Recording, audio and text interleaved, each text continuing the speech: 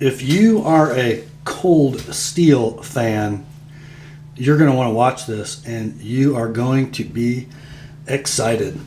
If you are not a cold steel fan, this is going to be agony. The truth that hurts. Stay tuned, my friends. We are going to take a long, hard look at the Cold Steel Ultimate Hunter 2015 edition. Stay tuned.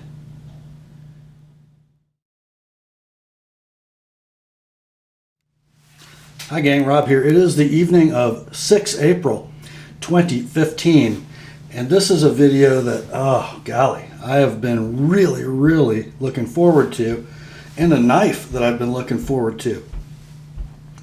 Something interesting happened this year, and frankly I don't remember if it went this way in years past or not, but you know what we do in February.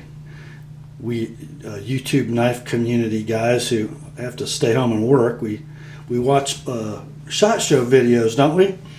And conspicuously missing, and maybe they're never there, I don't know, but conspicuously missing was Lynn Thompson and the gang from Cold Steel. But during the time those SHOT Show videos were coming on their website, on the new products page, we saw like one new knife every day show up.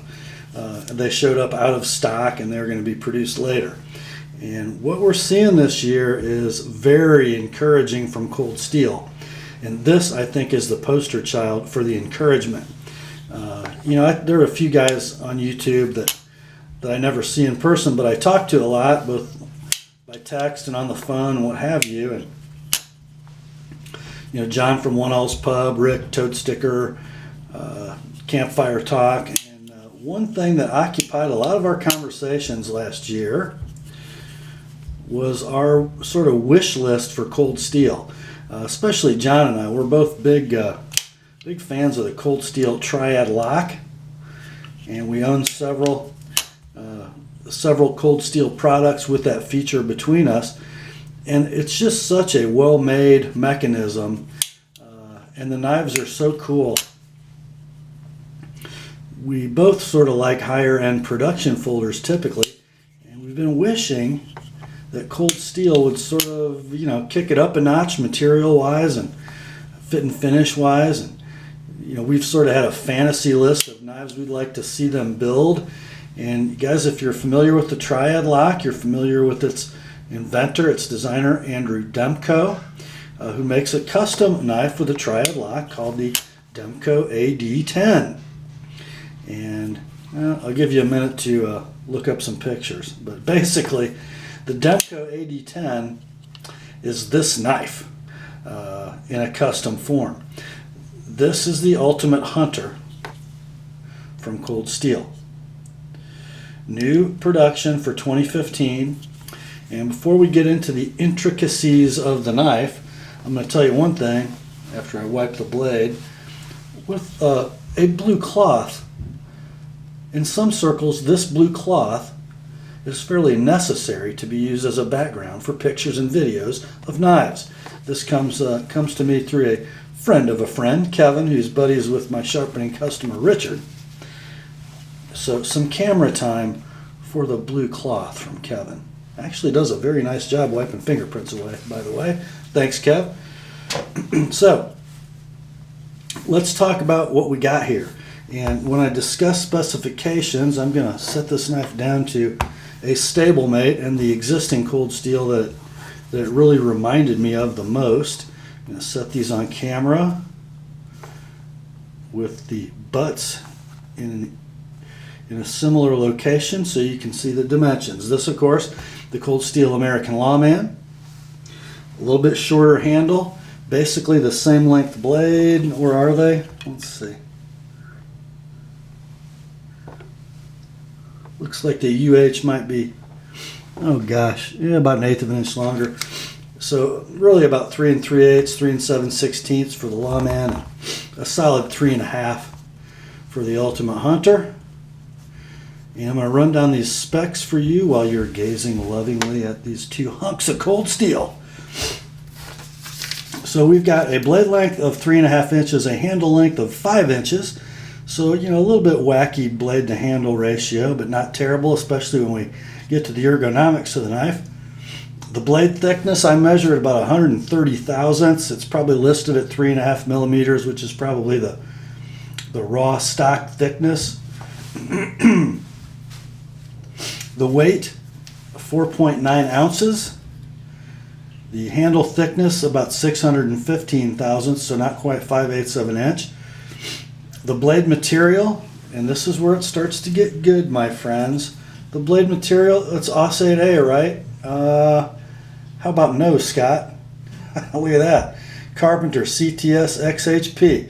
And those of you who are following cold steel over the last year know that that is becoming a pretty common steel in their sort of better quality knives. The handle construction we ought to be pretty familiar with. Very thick, like 3/16 thick G10, but not the heavily textured 3/16 G10 that we're used to seeing that requires a nasty handle mod to make the clip functional. This G10, and I hope you can pick this up adequately on camera, it is fully contoured, fully rounded with just tiny little flats at the belly and the spine, with a very nice cutout to enhance grip. And it is basically a smooth material, and then it is aggressively bead blasted to reveal what almost looks like a wood grain. Can you see that?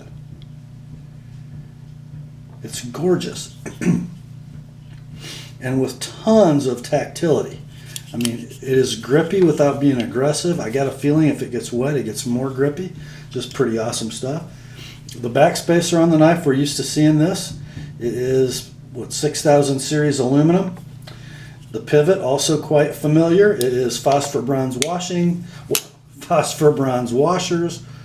with paper thin Teflon washers between blade and scale, or between blade and washer, excuse me. So you got a sandwich of G10 scale, phosphor bronze washer, Teflon washer, blade, Teflon washer, etc. It is a pivot that works extremely well. There is no play, no flex anywhere in the knife, and depress the lock bar, blade drops free. Amazing. Blade style, what would you call this, guys? Sort of a bullnose drop point kind of thing. Not quite a spear point, I wouldn't say. And it is partially flat ground from about 2/3 of its breadth down. It comes to a pretty thin measurement behind the edge, and I'm sorry guys, but I didn't measure this before the video. Why don't we do it now? I'm going to guess it's around 20 thousandths thick behind the edge, but rather than guess, let's measure. Got my handy dandy digital caliper out, and let's go to work on it.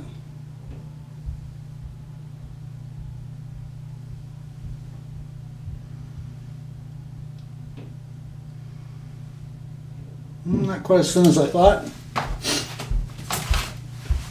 but about 30 thousandths of an inch behind the edge, which, you know, that's a 16-degree secondary bevel, and you can see that it's not overly broad, so the knife still should be a pretty darn good slicer, I believe.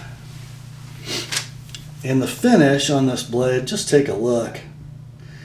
You have a vertical satin from the flat down to the cutting edge on the bevel, and then you've got a horizontal satin on the flats. It's just gorgeous, isn't it? And the CTS XHP does not seem to fingerprint quite as bad as like a VG10 or even a D2. Doesn't show fine scratches very easily. Pretty durable, and oh, is it gorgeous. Yes, it is.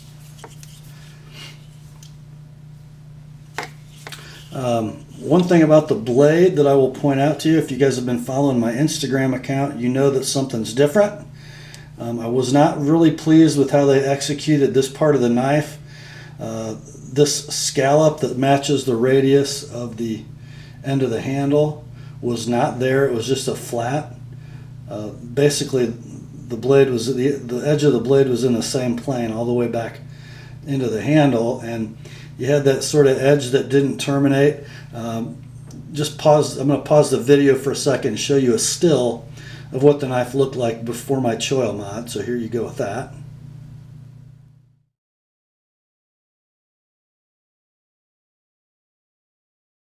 So as you can see, not quite as graceful as it is with the choil mod that I did.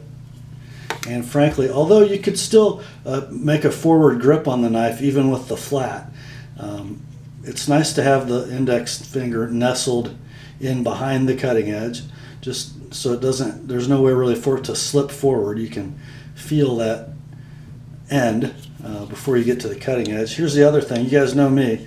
I cannot stand bases of cutting edges that don't terminate with a plan. You know, here, this is sort of the kind of guy that I am. I can't stand songs with no endings, you know, like those songs, pop songs from the 70s that just repeated the end of the chorus over and over and over and faded off into nothing. I can't stand movies that don't know how to end, like, you know, City of Angels, where it's this great love story with the tragic ending, but they can't think of a good ending. So they just have somebody get hit by a bus at the end. Really? I hate that. And I hate cutting edges that don't terminate with a plan. So this one just stopped here, and then there was unsharpened stuff to the back of the plunge grind that made no sense. You know, how do you resharpen that and make it look right? Do you slide up the plunge? Do you stop and have a step there? What do you do? Well, what I do is I cut finger choils. And Lynn, Andrew, and the boys, if you're watching, this is how it should look. Andrew, I know you know that because the Lawman sort of does. The AD10s definitely do. Let's make that right. While we're at it, I'm going to get the rest of the negatives out of the way, and they are few. That is one, and it doesn't take much with a little time and a Dremel tool and some sandpaper to make that right. Just got to keep your blade cool. Here's the other thing. I noticed with this asymmetrical two-piece thumb stud that I flipped around because I'm left-handed. You know, one piece is shouldered into the hole, and then the other, that's the female side, and then the male side screws into the female side. Well, I believe these blades are water jet cut rather than stamped like the old AUS-8 blades were. And this hole wasn't drilled. It was, I think, cut with the water jet operation. It was kind of raggedy. And the thumb stud didn't want to enter from the other side, and it had sort of a goofy notch in it. And then if you look down here in the lock bar cutout, this is not a functional surface, by the way, guys. But if you look down there in that corner, there's kind of a jacked up little double cut and a peak. You see that dark area? That's not quite right, because the actual contact surfaces, the surfaces that meet the lock bar in a meaningful way, they're nicely ground, finished ground for fit, and everything works superbly well. But that non-critical sort of relief surface, you know, doesn't look very dressy. But while we're at it, let's talk about the price. MSRP is $149.95. Right now they're streeting for about $120. So we've got a 4.8 ounce as modified, 4.9 ounce hard use utility folder / hunting blade with the strongest locking mechanism in the world, extremely strong handles, a great level of fit and finish, CTS XHP Super Steel, and it's 120 bucks. I will forgive a little non-critical fit and finish error that has no effect on the function of the knife. Those are it, guys. Those are the negatives. That's it. Now let's talk about what's wonderful about this knife. First of all, the blade shape. It is a super utility blade. Lots of belly, thin enough to be an excellent slicer. It is not, I would say, a tactical blade. Not a very good piercing design, but probably would pierce well in a pinch. And because of its long handle with this flared pommel, Excellent chopper slasher. You can get a heck of a lot of momentum in a snap cut with that thing. But essentially, it's a hunting knife, suitable for skinning, certainly for parting ribs. And how about just a general camp knife? You're on a 4-day hunt out in the wilderness in Canada. You need a knife to split kindling. You need something to cut up your ingredients for your dinner. Awesome blade. It's not going to rust on you in CTS XHP. And by the way, I'm going to tell you what Carpenter says about this steel, and then kind of my experience with it. They characterize it as either A, rust-resistant equivalent to D2, or B, a high-carbon, harder capability version of 440C. And if you look at the chemistries and hold your mouth right, I guess you can get that to make sense. Here's kind of how I characterize it. It's a steel that'll run nicely around 59 or 60 Rockwell, much like S30V. It sharpens much like S30V. I think it holds an edge at least as well as S30V, and it takes a nicer polish and a keener edge, much like D2. And it is a powdered metal steel using Carpenter's micro melt technology, just like the 204P, just a little different chemistry. And it takes a wonderful polish, a very keen edge. Of course, I have sharpened it. The factory edge came very sharp, but never good enough for me. I know you guys love to see beefy hard-use folders with catalog paper cut text. Yeah, I know, it doesn't tell me anything about how hard you can use the knife, or it doesn't tell me anything about edge retention, but it's a great indicator of initial sharpness. Are you listening to that?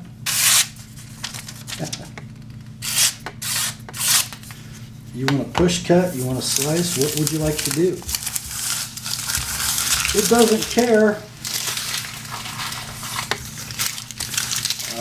I don't know who heat treats these blades for cold steel in Taiwan, but who's ever doing it right. It does take maybe a little more work to sharpen than the XHP that I have worked on before. For instance, in the Spyderco Domino. And when I had to get into this full thickness material while grinding the choil with a drum sander on my Dremel tool, it fought tooth and nail. I had to really take small bites and keep the blade cool. So I would say it's pretty grind resistant. It's a pretty tough steel. It's just really good steel. It's one of my favorites. So, great food prep knife, great bushcraft knife around the camp, great hunting knife, great utility knife, tactical knife in a pinch. How about the ergos? Well, let's look at how balanced it is, shall we? I'm right here in the sort of the back-ish area of the finger groove. Just about exactly where those relief cuts are. And the knife is balanced. Probably was a little better than that before I took 1/10 of an ounce or so out of that choil area. So weight, balance, and feel are great. It doesn't feel like 4.9 ounces. It sure doesn't feel as heavy as it looks. So let's look at our grips, shall we? And let's not use my kinked up broken index finger on my left hand. To really appreciate these relief cuts, you really need a finger that works. And oh, does that make the knife thin and lively in hand. It really, really does. So that's your saber grip. It's excellent. Your overhand or hammer grip is just superbly comfortable. Everything just nestles perfectly without being pinched or cramped. You want to come in the reverse grip or draw cut grip. Again, this finger guard doesn't bug you at all. There's plenty of real estate to slide that whole palm in there. Get unbelievable power in those cuts. Now if we go reverse grip, you can either come forward on the handle and have your thumb sort of vertical. You still got plenty of security if you're going to stab or pierce cut, or you can come back on the knife and look how the thumb nestles in the butt. Let's look at why. Look at this groove, this radius cut. Isn't that gorgeous? And oh, isn't it comfortable? Yes, it is. Just a nice detail, isn't it? So ergonomics are unbelievable. And oh, by the way, you want to come into this forward grip? Oh, guys. The precision and the control and the power you have up here, unbelievable. Let's talk about the old jimping. This is some of the best integral handle and spine jimping I've seen cold steel do. It's deep and it's pretty square, so it does give you some tactility as an index point, and it stops your thumb without being aggressive and painful in the least. Here's another little detail. I should have sort of included this in the negatives. If you guys have ever had one of these cold steel axis lock knives apart, you know that this lock bar, I think it's basically the same piece no matter what knife you're looking at, and it's just a stamped part. On the lesser expensive knives, they just they stamp it, they tumble it, they polish the front of the lock bar, the back of the lock bar tooth, and they call it good.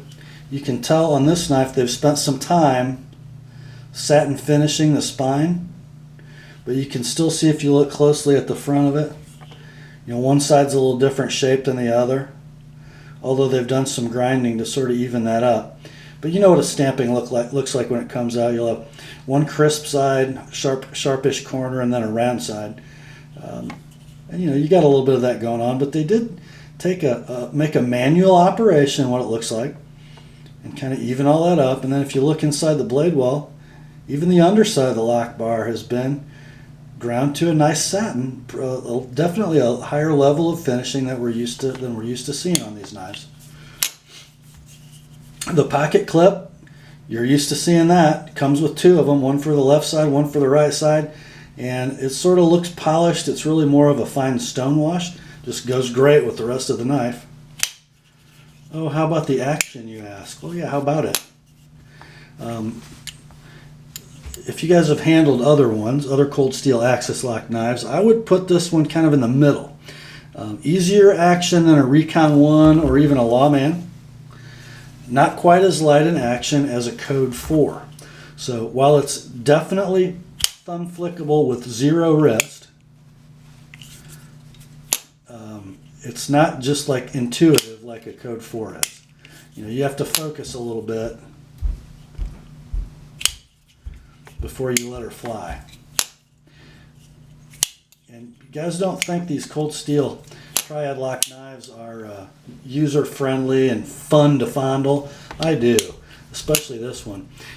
Although the action's heavier than a Code 4, the handle's so much more comfortable, and you don't have to, you know, really concentrate to keep a hold of it like the skinny, sort of slippery Code 4 handle. Definitely the most fun triad lock cold steel I've ever had in my hand. So let's look at this knife to give you some reference points against some competitive options. So there is our Ultimate Hunter in the middle. You've seen it versus the Lawman, which isn't a competitor, it's a stablemate. So remember, because as we do this size comparison, I want you to think about some things. 120 bucks, guys. Super steel, super strong, best lock in the business. 120 bucks. Well, here is the vaunted Benchmade 710. Got a 4-inch blade almost, 3.9 inches. A little bit of a handle that runs out of real estate. So not quite a 5-inch handle on the 710. About 135 bucks these days, D2 steel. Great lock, not as strong as that. Probably a little more fun and user-friendly to flip and fondle, to deploy quickly, but not much. How about well, there's a Spyderco Military. Yeah, again, kind of a wacky blade to handle ratio, but a longer knife in both handle and blade than the Ultimate Hunter. And let's look at the spin. You know what, 130 bucks for a plain Jane Millie like mine, S30V and G10. and the Spyderco Paramilitary 2, which is a little thinner handle, but almost the same dimensions, isn't it? The handle's a little shorter, the blade's a little shorter. What are those, like 3 ounces? Haven't weighed one in a while.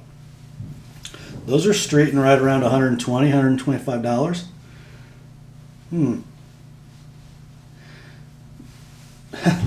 Guys, we got to talk about this. Cold Steel makes great, cheap, clunky knives with bad steel and questionable fit and finish and a clunky lock, right? Is that right? Well, pick a category: fit and finish level, material quality, strength, the operation of the mechanism.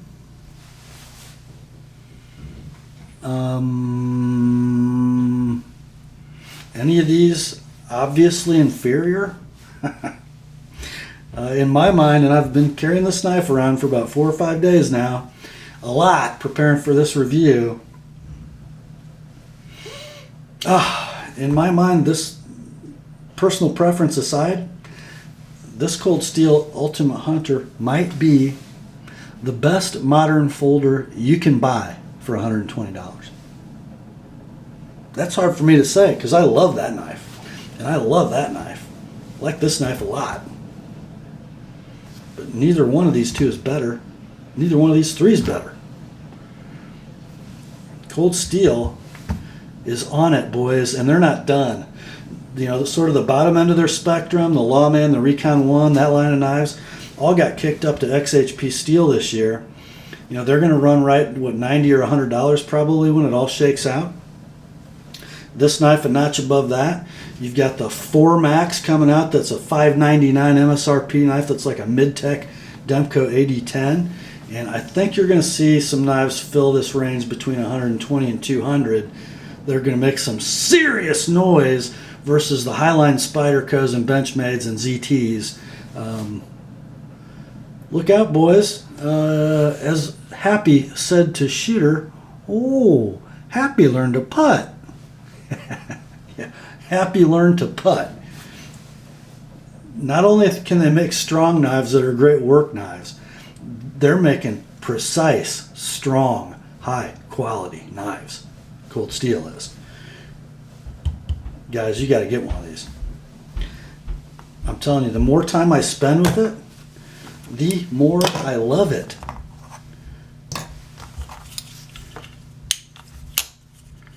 Things to expect if you buy a Triad Lock Cold Steel, even this one, which is, you know, sort of the highest level of refinement we've seen yet. Your lock may be a little sticky for a while, especially if you open it briskly as everything sort of seats in and mate together. You're hearing a little bit of stick.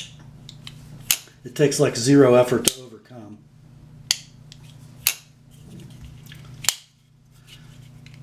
You may notice that your new knife, when it opens, you'll have a minuscule amount of vertical play. This one has never had any. But again, as that tooth seats into that groove, it goes away. Well, how about the blade centering? We didn't talk about that. Huh. You see that, Benchmade? You should try it sometime.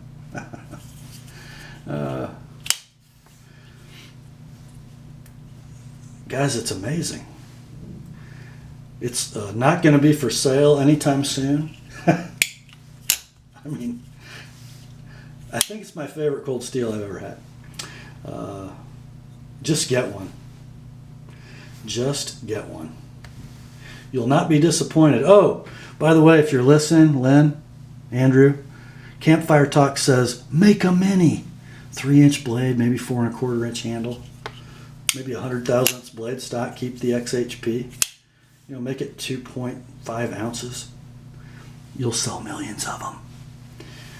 That's it for this sort of first impressions or initial review of the outstanding 10 out of 10 Cold Steel Ultimate Hunter. Grace to you and peace, my friends, from God our Father and the Lord Jesus Christ. And remember the word. And Lynn Thompson's knives are sharp.